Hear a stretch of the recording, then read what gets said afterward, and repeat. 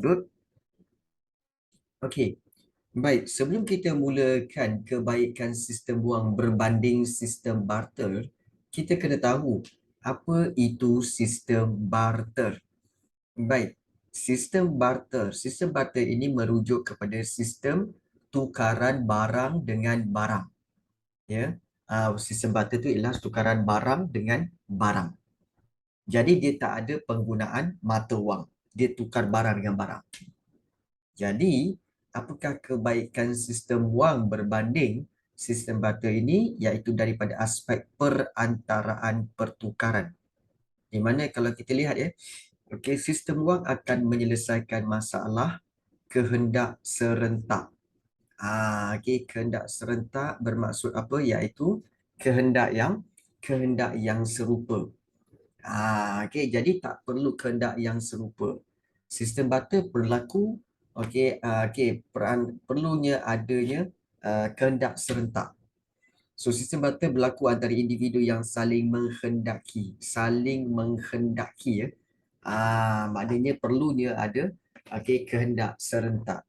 Jadi contohnya macam mana cikgu? Contohnya macam kalau katakan cikgu ada 3 ekor ayam.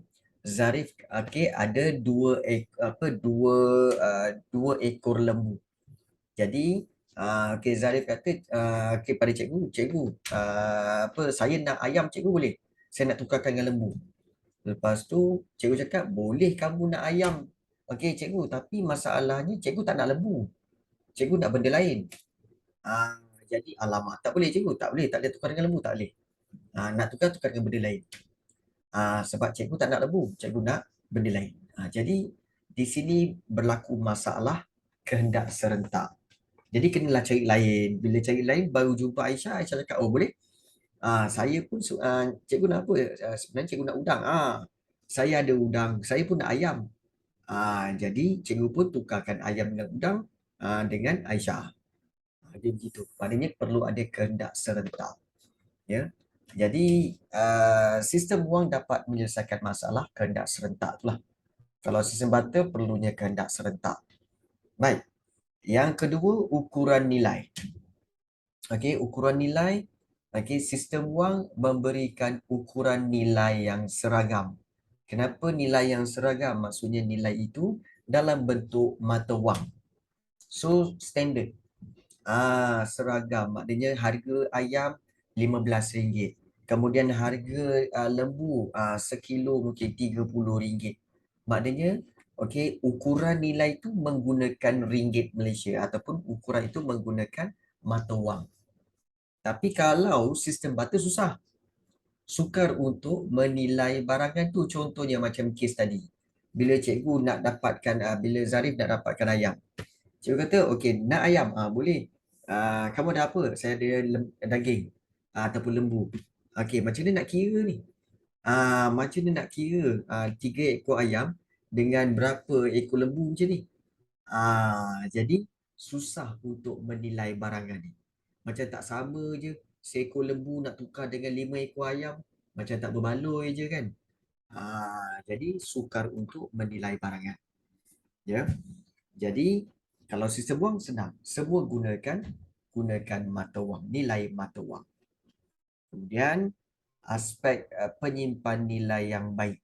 Di mana kalau kita lihat, ciri-ciri wang, dia tahan lama dan juga stabil. Maknanya dia boleh digunakan lama dan juga nilai dia stabil.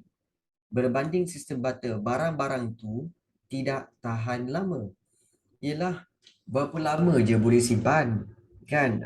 Ayam tu berapa lama boleh simpan pula lembu tu?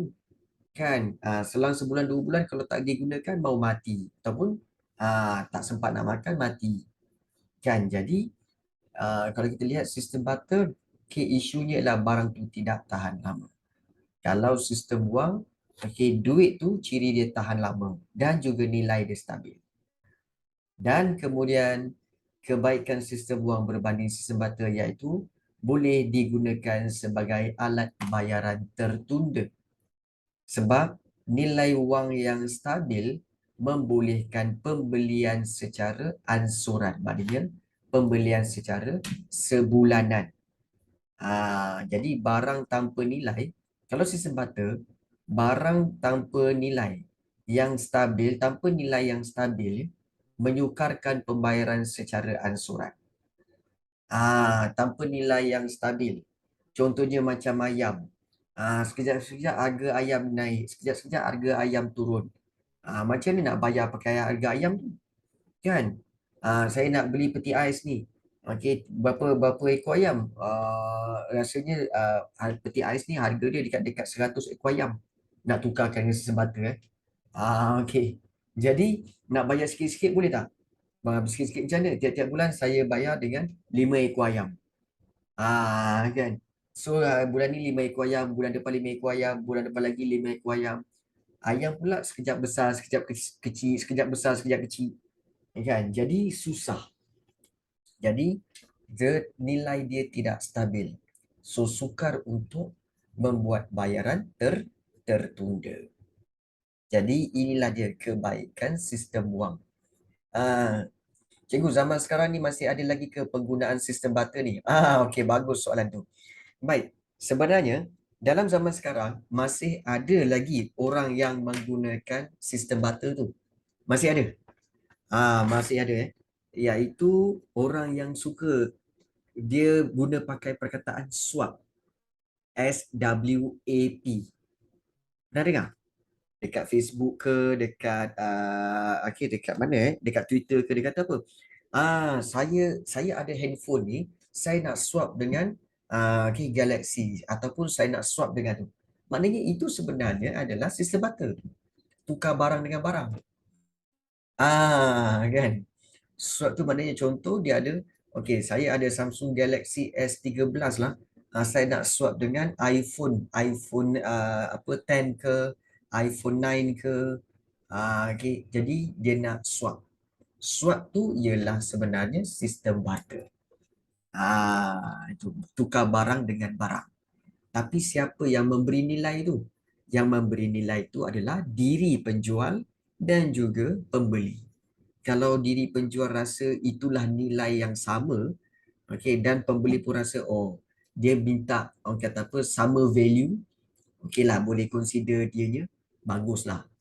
Contoh macam kalau katakan dia ada iPhone, let's say dia ada iPhone 13, nak tukarkan dengan contohnya Samsung Galaxy S23 ke, kan, sama-sama level lah. Dan kita boleh fikir okay, bagus ni, memang sama-sama value, so sistem barter yang baik. Tapi kalau dia ada iPhone 13 tapi nak tukar kepada Galaxy A20 ke, yang harga 500-600 kan, kita jadi macam pelik. Kenapa iPhone yang mahal ni nak tukarkan dengan yang phone yang murah kan? Di situ ada suspicious sikit lah. So itu dikatakan swap. Zaman sekarang dipanggil swap, tapi sebenarnya dia ni adalah satu sistem barter. Satu sistem barter sebenarnya. Ya. Baik. So itulah dia. Okey, sistem wang dan sistem barter. Okey, jadi kalau korang nak sistem barter boleh juga. Okey, baik. So bila kita dah belajar tentang wang, kita kena tahu bahawa salah satu bank yang paling penting untuk menguruskan wang ini adalah bank pusat. Bank pusat. So kamu kena tahu bank ni sebenarnya dia ada beberapa jenis. Dia ada bank pusat, dia ada bank perdagangan. Kemudian dia ada bank koperasi. Dan macam-macam bank ada. Tapi yang paling penting, setiap negara pasti akan ada bank pusat, central bank. Dan di Malaysia ada juga. Di Malaysia, bank pusat ini dikenali sebagai bank negara. Ya, bank negara. So, apakah fungsi bank pusat? So, kita tengok dulu jenis bank. Okey. So, jenis bank, ada dua bank, iaitu bank pusat dan juga bank perdagangan. Okey. Dan bank perdagangan sebenarnya ada dua sistem. Ada dua sistem. Sistem tu maknanya bukan dua bank yang berbeza, tapi sistem sistem keuangan yang digunakan. Satu, gunakan sistem kewangan, sistem bank konvensional. Satu lagi menggunakan sistem bank Islam ataupun sistem perbankan Islam. So, ada perbezaan dia. Okey, nanti kita akan tengok. Baik, kita lihat. Okey, yang ini perbezaan bank perdagangan. Okey, bank pusat. Okey, kita tengok dulu kepada, okey, apa jenis bank yang ada. Okey, so kalau kita lihat bank perdagangan, jenis-jenis bank yang wujud bank perdagangan, okey, iaitu yang menggunakan konvensional dan juga bank Islam. Kedua-dua ni adalah sistem Bank perdagangan akan menggunakan dua sistem, sama ada sistem perbankan konvensional. Konvensional ni maknanya sistem perbankan yang biasa. Satu lagi iaitu sistem perbankan Islam. Dan bank perdagangan ini adalah antara bank terbesar dan terpenting dalam industri perbankan. Dan bank ini dimiliki oleh pihak swasta. Aktivitinya berteraskan keuntungan. Dia memang nak profit. Dia memang main objektif bank adalah profit. Dan menyediakan perkhidmatan servis kepada orang ramai. Okey, menerima deposit ataupun menerima simpanan melalui akaun tetap, akaun simpanan dan juga akaun semasa. Akaun semasa Dan penubuhan bank perdagangan nak buka bank perlu mendapat kebenaran daripada Bank Negara Malaysia. Bukan boleh suka-suka hati tak boleh suka-suka hati. Dan bank itu perlu memiliki lesen yang dikeluarkan oleh Menteri Keuangan. Contoh bank-bank perdagangan adalah Maybank Berhad dan juga Bank Islam Malaysia Berhad. Itu contohlah bank perdagangan. Dan kalau kita lihat, macam cikgu cakap tadi, bank akan adakan dua sistem, iaitu skim perbankan konvensional dan skim perbankan Islam. Skim perbankan konvensional, kalau kita lihat, tertaluk kepada BAFIA, iaitu Akta Bank dan Institusi Kewangan, dan aktiviti atau operasi berdasarkan kaedah perbankan konvensional. Maknanya perbankan yang secara biasa, iaitu secara yang biasa digunakan di Malaysia dan juga negara-negara lain, dan urus niaga berasaskan kadar faedah atau juga riba. Itu ada kadar faedah. Sebab itu, sebagai satu solution, bank-bank menyediakan skim perbankan Islam di mana dikawal oleh lembaga pengawasan syariah, aktiviti atau operasi berdasarkan hukum syarak, dan urus niaga berasaskan kadar keuntungan. Itu yang berbeza. Itu yang berbeza. So, senang cerita, apakah perbezaan dia? Skim perbankan konvensional berasaskan kadar faedah atau riba ataupun interest dalam bahasa Inggeris. Manakala skim perbankan Islam berasaskan kadar keuntungan. Jadi itu perbezaan ketara antara skim perbankan konvensional dan Islam. So itu yang katakan jenis yang pertama, bank perdagangan. Kemudian bank pusat. Bank pusat ialah bank negara. Ditubuhkan pada 26 Januari 1999 di bawah Ordinan Bank Negara Malaysia. Fungsi Bank Negara Malaysia ialah mengeluarkan mata wang. Maknanya yang mencetak wang ialah Bank Negara Malaysia. Bank Negara Malaysia yang cetak wang. Kemudian mengawal kestabilan mata wang, jurubank kepada kerajaan. Jurubank kepada kerajaan maknanya apa? Menguruskan pembayaran, penerimaan duit bagi pihak kerajaan. Dan jurubank kepada bank perdagangan. Maknanya bank-bank perdagangan ni pun ada bank yang lagi atas yang diorang kena follow, iaitu bank negara. Dan Bank Negara Malaysia juga akan perlu mengawal kestabilan ekonomi. So, fungsi bank negara memang macam tu. Okay, ini fungsi dia. Baik, kita lihat fungsi bank negara Malaysia ataupun bank pusat. So, sebelum kita mulakan, ada apa-apa nak tanya lagi? Kita pergi pada fungsi bank pusat. Sebelum kita teruskan, Zarif cepat je, tak ada. Aina, Aisyah, tak ada juga. Okey.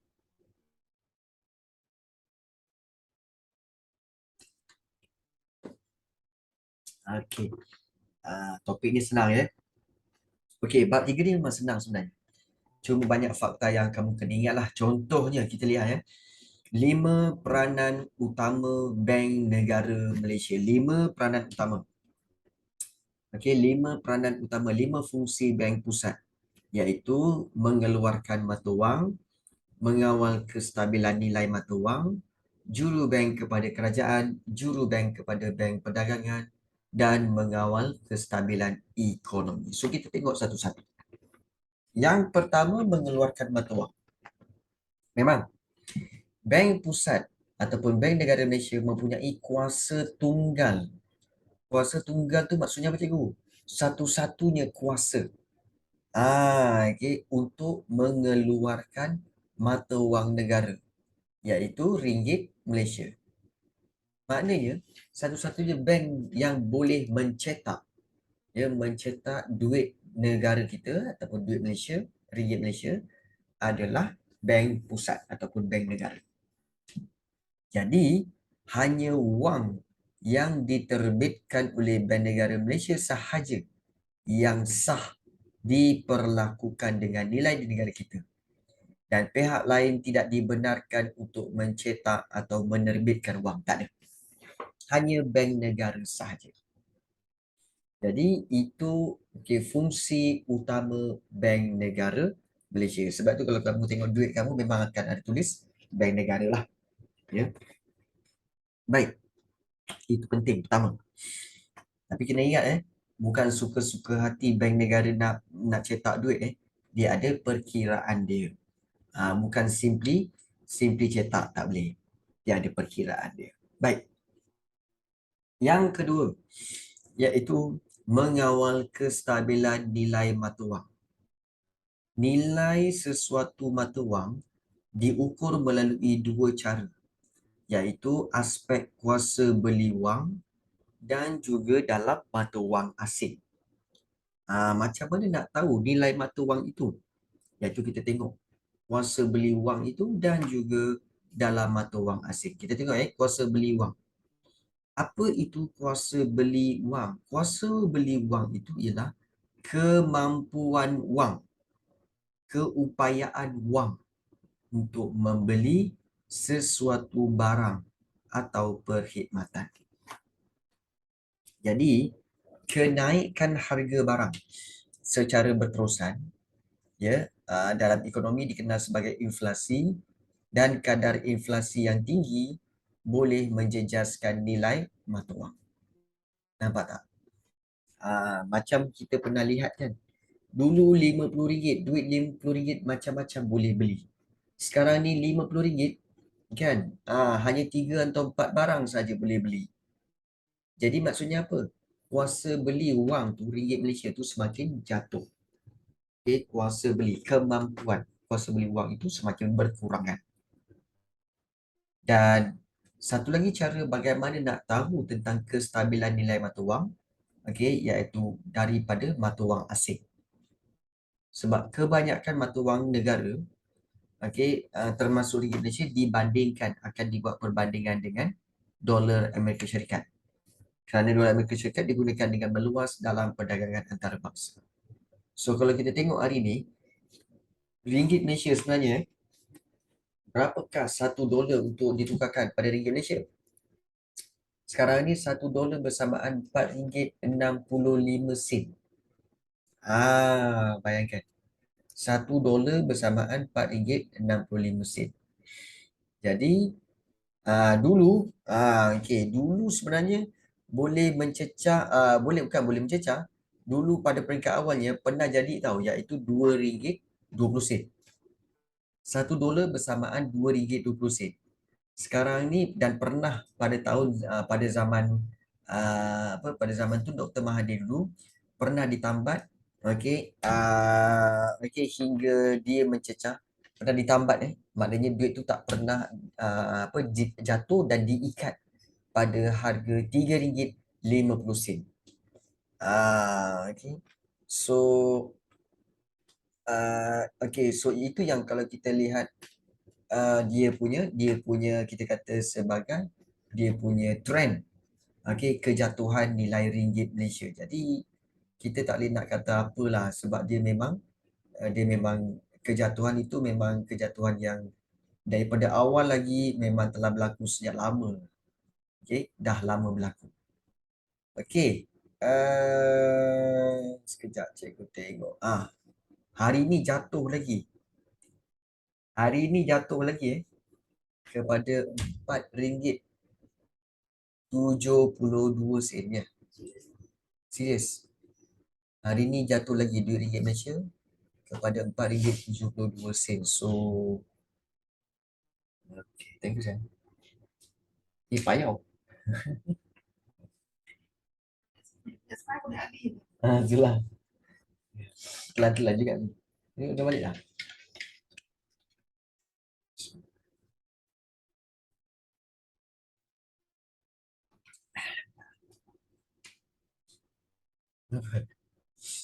Okey. Baik. So kalau kita lihat di sini, mungkin kita tengok chart ni ya. Ni dia nampak. $1 bersamaan dengan RM4.72. Itu dalam tempoh 1 hari. Kalau kita tengok daripada sudut 5.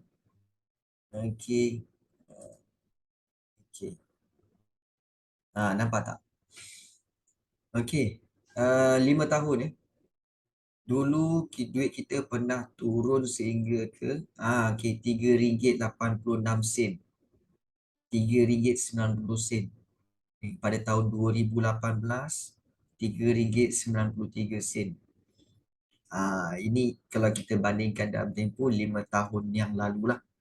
Dan semakin lama dia semakin duit ringgit Malaysia semakin, sebenarnya yang ini duit ringgit Malaysia nampak macam dia bukan naik tu sebenarnya. Yang naik tu duit dolar. Yang naik tu duit dolar sebenarnya. So duit ringgit Malaysia sebenarnya jatuh. Kalau kita nak tengok betul-betul, sebenarnya dia makin jatuh kalau kita comparekan, bandingkan duit ringgit Malaysia kepada dolar. Ini duit dolar kepada ringgit Malaysia. Nampak United States dollar to Malaysia ringgit.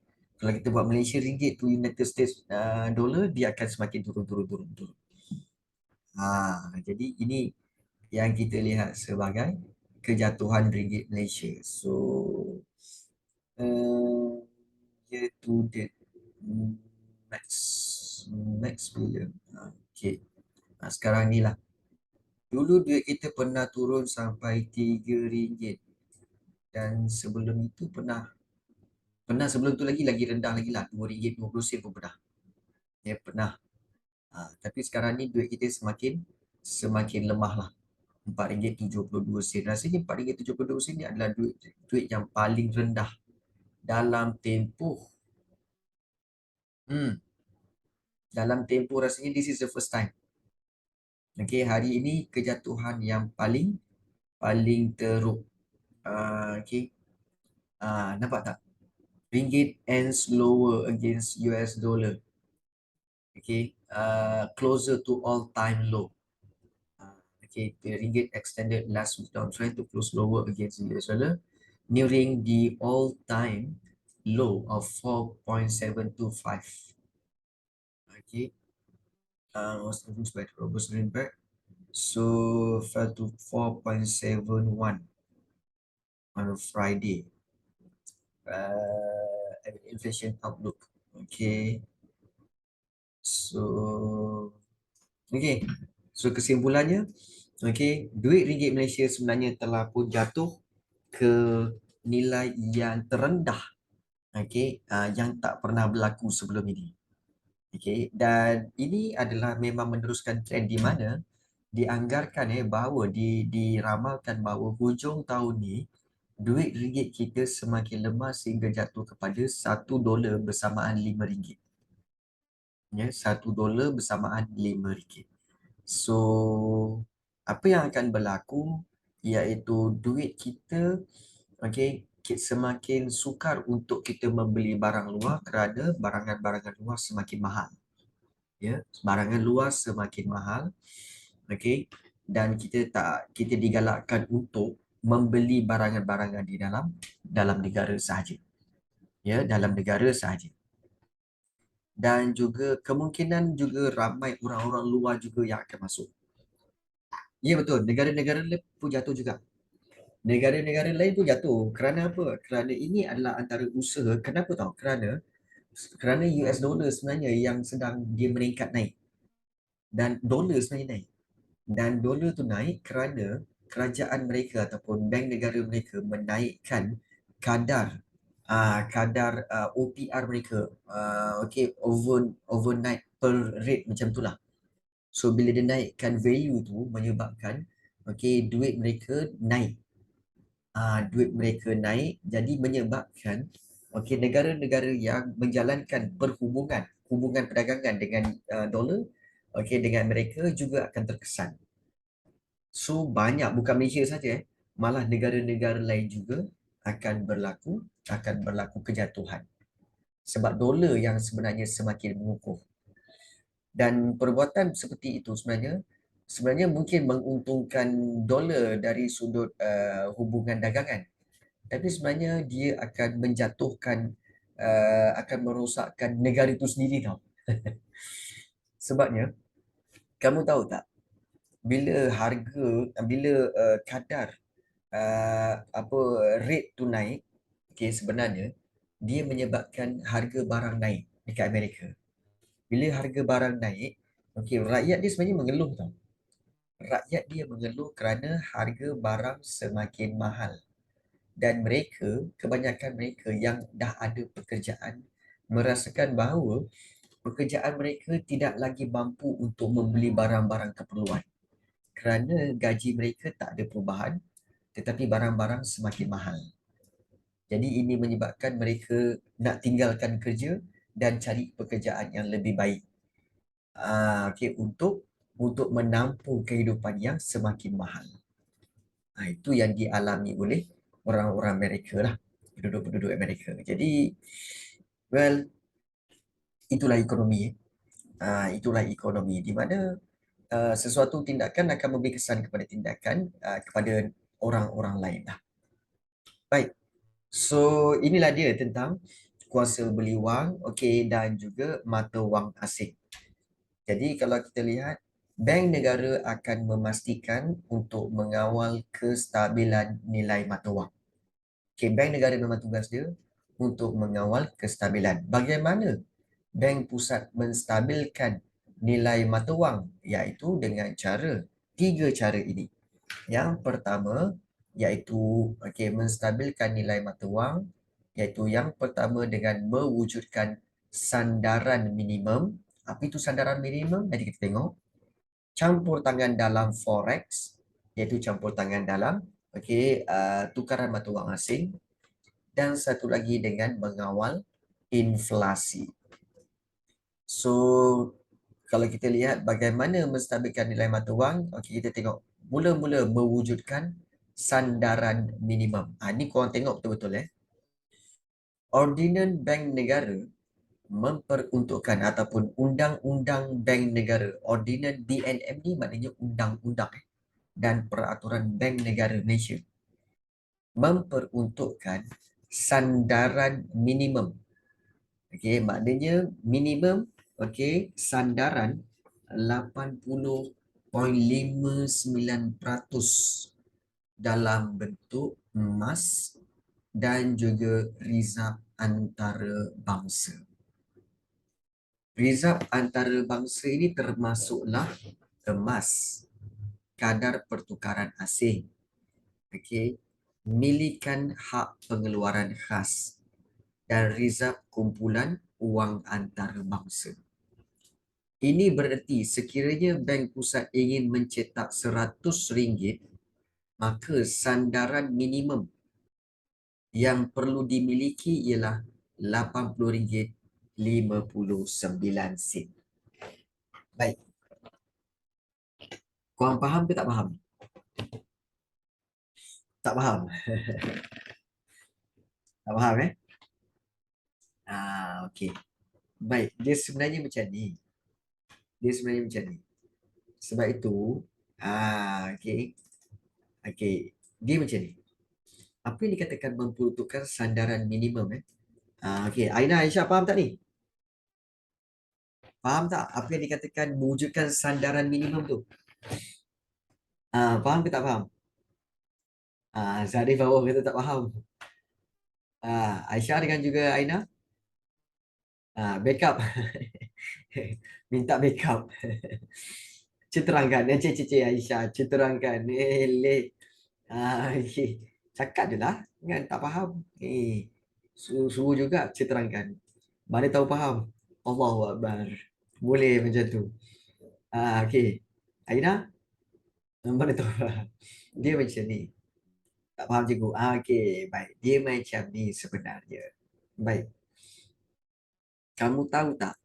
Okey, sebenarnya duit ringgit Malaysia. Okey, ringgit Malaysia. Okey.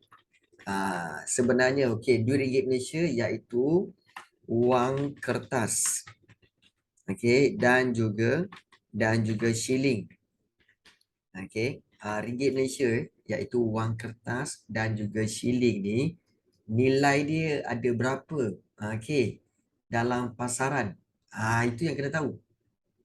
Sebenarnya, okey, ringgit Malaysia, wang kertas dan shilling dalam pasaran.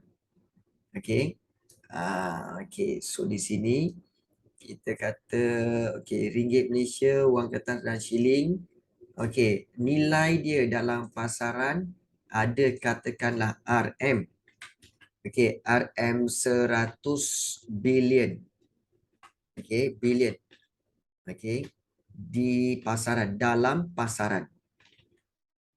Okey, dalam pasaran. Maknanya yang telah dicetak dan ada di pasaran. Maknanya ada di bank, ada di tangan orang ataupun ada di mana-manalah. Okey, 100 bilion dalam pasaran. So maknanya apa tahu? Wang kertas, duit shilling yang ada dalam bank, yang ada dalam poket kamu, yang ada di rumah kamu ke apa semua kat mana-mana lah. Ataupun ada di poket rakyat Malaysia yang pergi ke Britain ke, rakyat Malaysia yang pergi ke dia semua tu kita katalah 100 bilion So, baik. 100 bilion duit ringgit Malaysia yang telah dicetak itu sebenarnya adalah okey, disandarkan kepada 80.59%. Okey, maknanya 80.59%. Okey. So telah disandarkan kepada kumpulan ataupun kepada emas dan juga rizab antara bangsa. Ada rizab antara bangsa. Disandarkan tu maksudnya macam ni. Macam ni.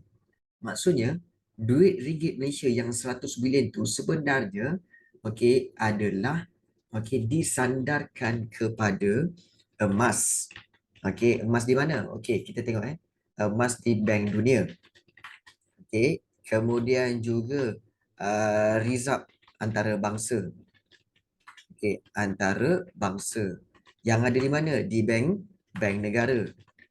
Okey. Contoh kita ambil dua ni lah Okey, rizab antara bangsa di bank negara.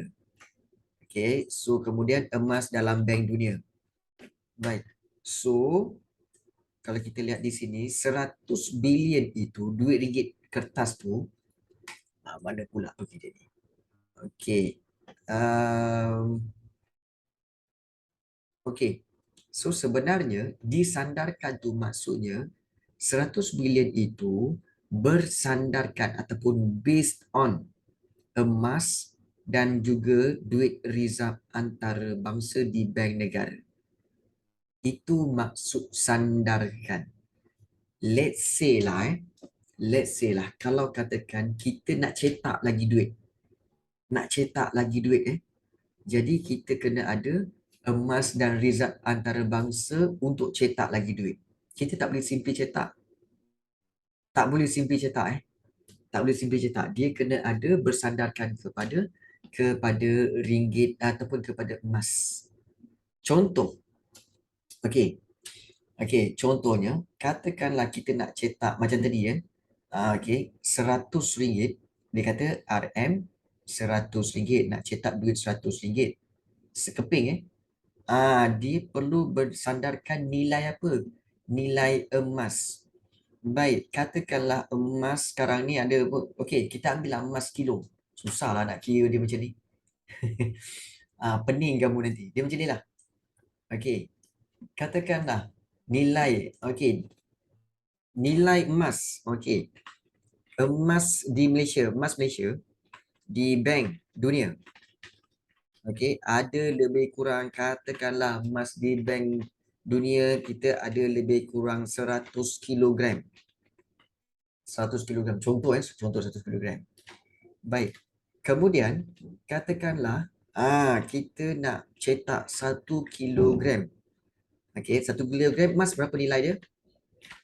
1 kilogram emas bersamaan dengan kita tahu bahawa emas sekarang ni emas sekarang ni harga dia iaitu katakanlah RM200.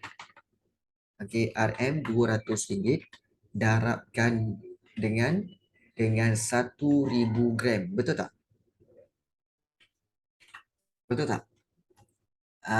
Okey. Jadi bermakna 1 kilogram emas bersamaan berapa? RM 200 200,000, betul tak? Betul kan?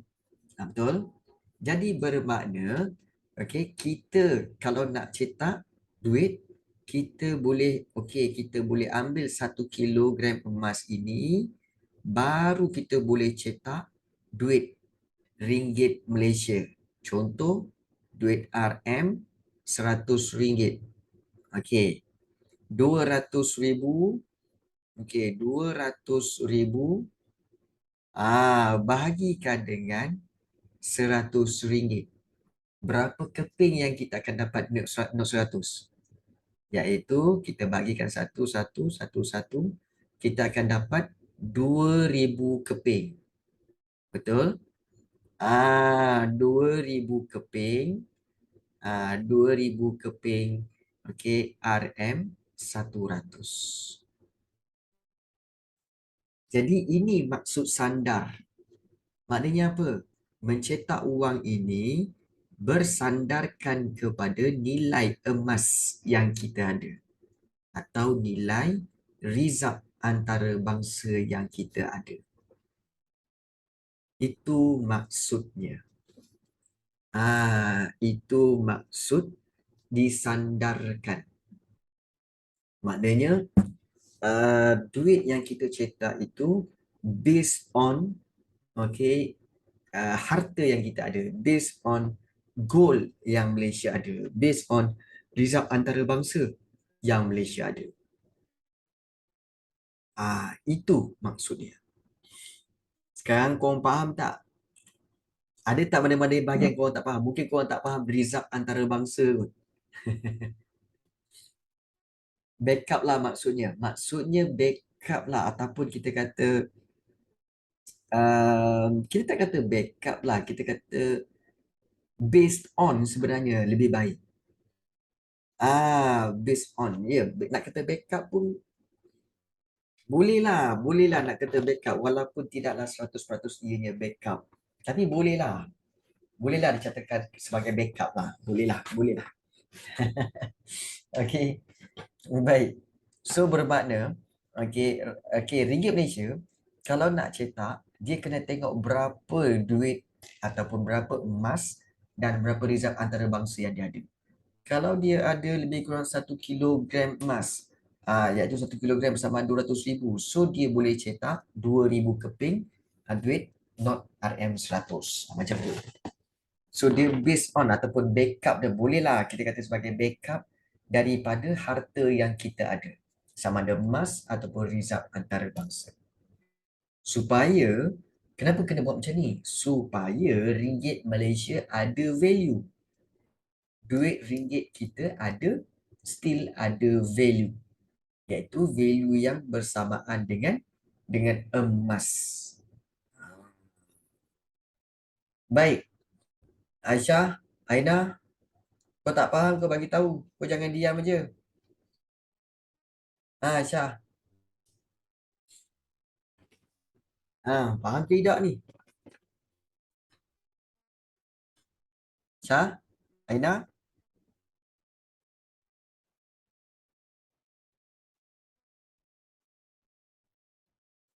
Oh, bolehlah. Faham, faham. Okey. Bolehlah sikit. Okey, senang cerita, kata kita ambil poin yang diberikan oleh siapa? Oleh Zarif tadilah. Okey. Maknanya duit RM100, dalam pasaran tu, 100 bilion dalam pasaran itu, maknanya bersandarkan ataupun kita kata backup daripada emas, dan rizab antarabangsa bank negara. Kalau korang tak tahu, emas tu kita tahulah, emas yang disimpan di bank dunia. Rizab antarabangsa tu ialah rizab antarabangsa, maksudnya duit-duit mata wang asing. Rizab antarabangsa maksudnya duit mata wang asing. Mata wang asing, mata wang asing yang disimpan, yang disimpan dalam bank negara. Itu dipanggil rizab antarabangsa, iaitu duit mata wang asing yang disimpan dalam bank negara. Nilai dia ni melebihi, kadang-kadang melebihi bilion, macam 2-3 bilion jugalah. Kerana apa? Kerana duit mata wang asing yang disimpan dalam bank negara ni memang wujud dan memang sebenarnya dikumpul daripada seluruh negara. Bila tukaran mata wang asing dibuat di money changer ke, di bank ke, kan. So duit itu nanti, duit-duit luar negara tu akan dihantar ke bank negara. Dan bank negara akan simpan. Bank negara akan simpan. So itu yang akan jadi rizab antarabangsa. Jadi selain daripada emas, duit mata wang asing juga sebagai rizab antarabangsa menjadi sandaran kepada ringgit Malaysia supaya nilainya tidak jatuh. Okey. Baik. So itu berkaitan dengan mewujudkan sandaran minimum. Iaitu bagaimana untuk menstabilkan nilai mata wang, iaitu dengan mewujudkan sandaran minimum. Yang kedua, campur tangan dalam pasaran pertukaran asing, iaitu forex. Contohnya Bank Negara Malaysia akan membeli ringgit Malaysia dengan menjual dolar Amerika Syarikat apabila nilai ringgit Malaysia rendah. Kesannya jumlah ringgit Malaysia di dalam pasaran akan meningkat berbanding dolar Amerika Syarikat. So campur tanganlah. Contohnya apabila berlaku pertukaran wang asing di peringkat antarabangsa. So kalau katakan ringgit Malaysia rendah macam sekarang ni, RM4.70 ni kan. Jadi apa yang sepatutnya bank negara buat, iaitu bank negara perlu jual dolar Amerika Syarikat tu, dan membeli semula ringgit Malaysia. Beli semula ringgit Malaysia. Beli daripada mana? Beli daripada negara-negara luar lah. Beli daripada US, sebab negara-negara lain pun ada duit ringgit Malaysia. Ada duit ringgit Malaysia. Jadi beli semula ringgit Malaysia tu dalam nilai dolar Amerika Syarikat tu.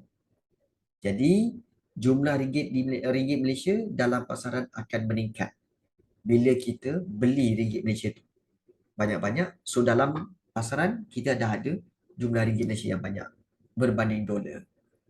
Cuma kalau campur tangan macam ni akan merugikan kita. Kerana biasanya bila bank negara Malaysia jual dolar, maka duit reserve antarabangsa akan berkurangan. Sebab reserve Malaysia akan banyak mengguna pakai dolar. So rugi lah. Rugilah juga kan. Jadi itu agak merugikan. Okey, baik. Ada ke yang nak beli time harga duit kita tengah jatuh sekarang ni? Okey, baik. Baik, sebenarnya ada. Ada. Ada juga yang nak beli. Sebenarnya kamu tahu tak? Sebenarnya apakah kesan apabila duit ringgit Malaysia jatuh? Dia ada kesan baik, dia ada kesan buruk. Yang kita selalu nampak kesan buruk. Kesan buruknya iaitu nanti barang-barang yang kita beli kat luar semakin mahal, dan juga barang-barang import semakin mahal. Jadi bila kita nak keluar negara nanti, duit kita jadi sikit, kan? Itu banyak kesan-kesan buruk. Tapi kesan baik dia banyak juga. Kesan baik dia sebenarnya apabila orang luar dia nak melabur dalam Malaysia, dia kata apa? Kalau di Malaysia, kalau nak buat pelaburan, selalunya nak buka kilang kena ada 100 juta ringgit Malaysia. 100 juta ringgit Malaysia. Bila dia calculate dengan US dollar dulu, dia calculate dengan US dollar dulu. US dollar dulu, 100 100 dolar, 100 ringgit Malaysia. Sekejap, cikgu calculate. 100 juta ringgit Malaysia. Dulu bersamaan dengan 100 juta ringgit Malaysia bersamaan 28.5 US dollar. 28.5 US dollar. 28.5 juta US dollar. So sekarang ni so kalau kita lihat kalau 28.5 juta US dollar nak buka kilang di Malaysia. Sekarang ni bila nak buka kilang, bila harga RM4.70 kan, hari tu 100 juta juga. Sekarang ni pun still 100 juta. Tapi bila convert kepada dolar, 21 saja. 21.8 juta saja. 21.8 juta US dollar. Nampak tak dia punya beza? 28 dengan 21. Jadi ini menyebabkan pelabur-pelabur yang nak datang Malaysia, dia kan kata apa? Sekarang ni lah masa yang terbaik untuk invest di Malaysia. Why? Sebab ringgit Malaysia tengah jatuh, tengah murah. Jadi kalau beli barangan-barangan di Malaysia ataupun buat pelaburan di Malaysia sangat baik kerana apa? Tengah murah. Nampak tak? Jadi itulah dia. Kebaikannya apabila mata wang kita jatuh. Mata wang kita jatuh macam kat cikgu Khalid tadi. Kita tahu bahawa macam sekali lagi cikgu ulang bagi korang faham betul. Nak buka kilang di Malaysia perlu ada modal 100 juta. Pada beberapa tahun lepas, bila ringgit Malaysia $1 bersamaan RM3.50, $1 bersamaan RM3.50, maka 100 juta ringgit Malaysia bersamaan dengan 28.5 juta 28.5 juta US dollar. Jadi bila orang tu masa beberapa tahun lepas dia nak buka kilang kat sini, dia kata 100 juta, tapi maknanya convert to US dollar 28.5 million. That is good. Just 28.5 million. Tetapi bila dia baca lagi news sekarang ni, nak buka kilang di Malaysia, still 100 million ringgit Malaysia. Tapi bila convert dengan dolar, now is 21.8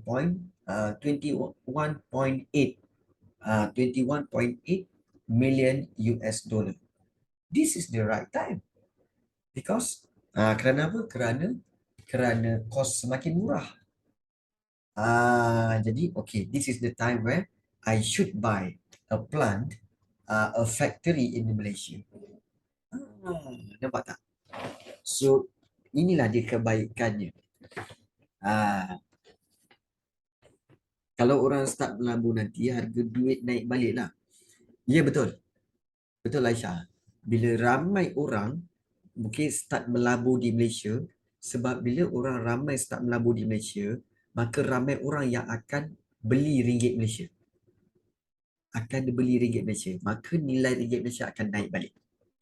Ya betul Aisyah.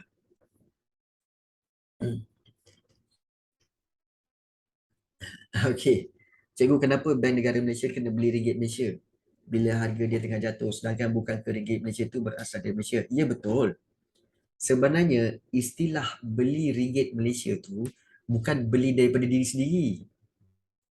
Beli bila harga dia jatuh, dia sebenarnya beli daripada bank pusat negara-negara lain.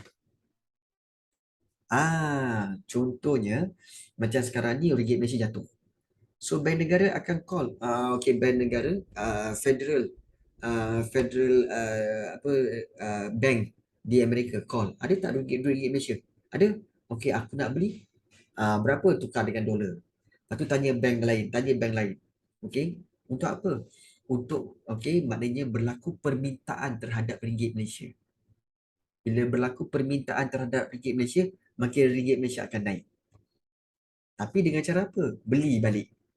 Tapi bila beli balik, maknanya apa? Duit simpanan rizab kita ni akan keluar lah. Sebab bila kita beli dengan dolar, bila beli dengan Amerika, kita kena pakai dolar. Bila kita beli dengan China, kita kena guna pakai duit renminbi. Bila kita beli ringgit Malaysia dengan Jepun, kita kena pakai yen. Nampak tak? So duit simpanan kita ni, duit rizab antarabangsa kita ni makin berkurangan lah. Sebab kena keluarkan duit untuk beli ringgit Malaysia. Itu sebenarnya. Okay. Jadi itu maksud kenapa Bank Negara Malaysia kena beli ringgit Malaysia bila harga jatuh. Supaya apa? Supaya bank negara tak perlu cetak duit lagi. Bank negara salah satu caranya iaitu tak perlu cetak duit lagi. So gunakan duit yang ada ni kalau ada permintaan. So tak perlu cetak duit lagi. Itu. Okay. Dan macam Aisyah tadi cakap, bila orang start melabur, maknanya bila satu investor pelabur datang, buka kilang. Orang lain datang, buka kilang lagi. Orang lain datang, buka kilang. Setiap kali dia buka kilang di Malaysia, dia perlu tukar duit dia kepada ringgit Malaysia. Maknanya demand duit ringgit Malaysia akan bertambah. Demand. Kita tahu bila demand bertambah, value dia akan naik. Betul? Ya betul Zarif. Maksudnya nak tambahkan jumlah ringgit Malaysia. Instead of daripada kita mencetak lagi, lebih baik kita beli duit yang sedia ada di luar itu. Supaya kita pegang. Tak perlu cetak lagi. Kalau cetak lagi, nilainya akan jatuh. Nilainya akan jatuh. Jadi inilah yang berkaitan dengan ringgit Malaysia. Tapi jangan risaulah. Ringgit Malaysia ni memang dijangkakan akan turun sampai $1 bersamaan RM5. Sampai kat nanti. Sampai kat. Baik. Okey, kemudian yang ketiga, bagaimana Bank Negara Malaysia, Bank Pusat menstabilkan nilai mata wang iaitu dengan mengawal inflasi. Bank Pusat akan memastikan kadar inflasi dalam negara berada pada paras terkawal dengan menggunakan alat dasar kewangan seperti rizab tunai, kadar faedah atau juga syarat-syarat sewa beli. So itu mengawal inflasi. So kalau inflasi terkini berapa, cikgu? Inflasi terkini sekarang ni kalau nak diikutkan pada bulan Oktober ni Okay, inflation rate untuk Malaysia adalah lebih kurang dalam, kalau tak salah cikgu, dalam 4.7 ataupun 4.9 macam tu. Okay, so inflation rate ni adakah ianya bagus? Okay, so kalau kita lihat inflation rate ni sebenarnya dia tidak bagus untuk 4.7 ni. 4.7 sebenarnya tak bagus kerana 4.7 ini sebenarnya adalah merujuk kepada apa yang dikatakan sebagai inflasi merangkak. Inflasi merangkak sebenarnya. Jom cikgu tengok. Ada tak dia punya chart inflation rate? Okay, inflation rate. Ya ada. Okay, so kalau kita lihat, sekejap cikgu tunjukkan kamu. Okay. Okay, baik. So cikgu ada Malaysian inflation rate. Okay, cikgu tunjuk kepada kamu. Okay, so kamu nampak tak ni? Okay. So kalau kamu perhatikan, okay, so yang ini daripada Januari 2020 hingga Julai 2020, kemudian naik balik kepada Januari 2021, Julai 2021, kemudian inflation rate turun balik, kemudian okay, Januari 2022 dia memang akan ada turun naik, dan setakat ini dia pernah naik sehingga ke 4% inflation rate. Ya, apa itu inflation rate cikgu? Inflation rate tu ialah harga inflasi rate, iaitu kadar inflasi, maknanya kadar kenaikan harga barang. Kadar kenaikan harga barang. Perasan tak sekarang ni barang kita mahal, betul tak? Korang tak perasan ke? Perasan tak barang-barang kita mahal sekarang ni? Ke korang tak perasan? Korang rasa macam, biasa je cikgu. Kan? Saya pun tak tahu cikgu, saya tak ambil pot pun. Saya rasa biasa-biasa je. Ke macam mana? Kan? Dia perasan okay. Baik. So sebenarnya memang ada, sekarang barang kita memang harga dia tengah naik. So kalau kita lihat sebenarnya ini inflation rate Okay. So kalau kamu perhatikan, okay, ini pada Oktober 2021, 2.2, 2.9, dia semakin naik. Okay, semasa Januari 2022, dia 2.3. Kemudian, bila time April, naik. Okay, naik. Kemudian Julai 4.4. Dan sekarang ni Ogos 4.7. Ya, Ogos 4.7. Kemudian September naik lagi. Kemudian latest news kata still lagi in 4.7 lah. Baik, untuk pengetahuan kamu, sebenarnya inflasi ni dia bagus kalau dia bawah 4%. Kalau 4% dan ke atas, dia mula akan menjadi inflasi yang meraba ataupun inflasi merayap. Di mana inflasi itu sama ada dia nak turun ke bawah ataupun dia nak naik lagi. Tetapi once bila dia dah naik, naik lebih daripada 10 ataupun lebih daripada 15, 10 lah cukup, lebih daripada 10, kita khawatir dia akan menjadi inflasi yang hyperinflasi. Hyperinflasi, di mana hyperinflasi ini akan menyebabkan apa? Akan menyebabkan kesukaran kepada negara-negara ataupun kepada rakyat. Kerana kalau kita lihat ini menyebabkan kesukaran kepada baik. Contohnya kita akan ada, nak tak kita tengok satu video berkaitan bagaimana hyperinflasi.